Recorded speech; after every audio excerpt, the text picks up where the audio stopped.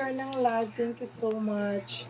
Wow, St. Peter! Nakaluwag-luwag ka na ngayon Parang maraming na dead on arrival ngayon, St. Peter. Nay, pagay ka kay St. Peter, kay any moment na ma-dead on arrival ka. St. Peter, sponsor naman dyan para kay nanay. Kabaong, ano yung gusto mong kabaong? May tinted na o may wifi? Ano? Ay, dyan si St. Peter, hihingi tayo na in case of emergency na mamatay ka na si St. Peter nagsisid ng gift. St. Peter, anong ma-offer mo kay inay? Meron ba dyan pre-travel Cebu to Japan connecting flight via St. Peter? Or mayroon dyan buy one take one Balsamar kasama na ako? Diba? At least kasama na tayo. Meron half cook cremate.